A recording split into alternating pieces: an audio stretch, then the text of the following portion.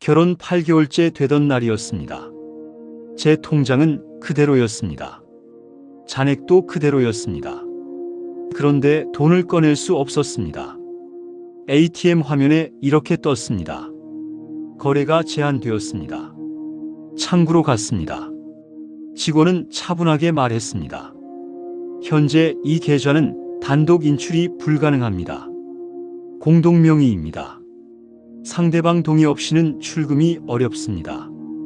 그 말을 듣는 순간 저는 아무 말도 하지 못했습니다. 통장은 제 이름이었습니다. 연금도 제 돈이었습니다. 그런데 권한은 절반이었습니다. 저는 다시 사랑한 것뿐이었습니다. 아이들은 반대했습니다. 아버지, 조심하세요. 요즘 황혼 결혼 문제 많아요. 저는 웃었습니다. 이 나이에 누가 날 속이겠니?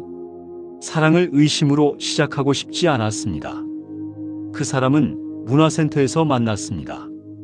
혼자 앉아있던 제 옆자리에 앉았습니다. 이 나이에 혼자 사는 건 쉽지 않죠? 그 말이 위로가 되었습니다. 시장도 같이 가고 공원도 함께 걸었습니다.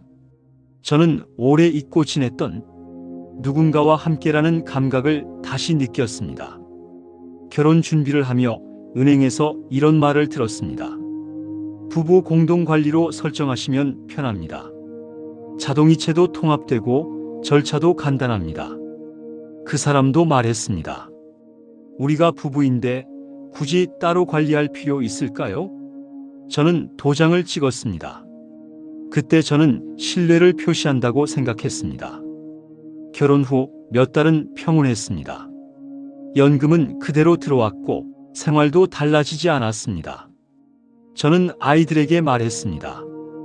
괜한 걱정이었어. 그리고 8개월째 되던 날 병원비를 찾으려다 ATM 앞에 멈춰 섰습니다. 집으로 돌아왔을 때 신발장 한 칸이 비어 있었습니다. 옷 몇 벌이 사라져 있었습니다. 전화는 받지 않았습니다. 집 안은 조용했습니다. 예전에도 혼자 살았습니다. 그때의 고독은 단순한 외로움이었습니다. 하지만 그날의 고요는 달랐습니다. 저는 제 집에 있었지만 제 삶을 스스로 통제하지 못하는 사람처럼 느껴졌습니다. 식탁 위에는 병원 예약 안내장이 놓여 있었고 관리비 고지서가 겹쳐 있었습니다. 잔액은 충분했습니다. 그러나 저는 그 숫자에 손을 댈 수 없었습니다. 그 순간 이상한 생각이 들었습니다. 만약 제가 큰 병에 걸렸다면 이 돈은 그대로 남은 채 저는 치료를 받지 못하는 사람이 되는 건가? 잔액이 있다는 사실이 위로가 되지 않았습니다. 오히려 더 잔인하게 느껴졌습니다. 저는 제 평생을 통장 하나로 관리해 왔습니다. 월급이 들어오던 날, 아이들 학비를 보내던 날, 대출을 갚던 날, 모든 선택은 제 손에서 이루어졌습니다. 그런데 지금은 제 이름이 적힌 계좌 앞에서 아무것도 할 수 없었습니다. 그날 저는 처음으로 깨달았습니다. 통장 속 숫자는 그대로였습니다. 하지만 저는 그 돈을 쓸 수 없는 사람이 되어 있었습니다. 병원비를 낼 수 없고 관리비가 밀렸고 카드 결제가 거절되었습니다. 잔액은 그대로인데 생활이 멈췄습니다. 그때 저는 처음 알았습니다. 사랑은 제 선택이었지만 통제권은 계산하지 않았다는 것을. 은행 상담실에서 직원은 화면을 돌려 보여주었습니다.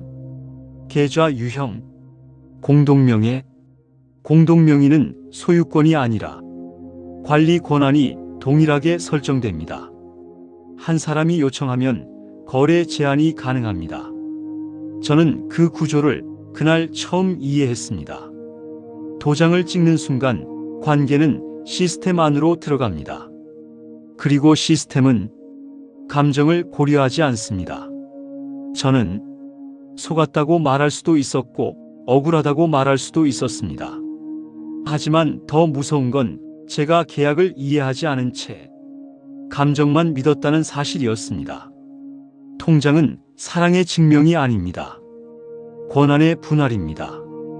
저는 사랑을 선택했습니다. 그 선택을 후회하고 싶지는 않습니다. 하지만 통장은 감정이 아니라 구조였습니다. 도장을 찍는 순간 사랑은 계약이 되었고 계약은 권한으로 나뉘었습니다. 그날 이후 저는 잔액보다 먼저 계좌 유형을 확인하게 되었습니다. 지금 통장을 확인해 보십시오. 단독입니까? 공동입니까?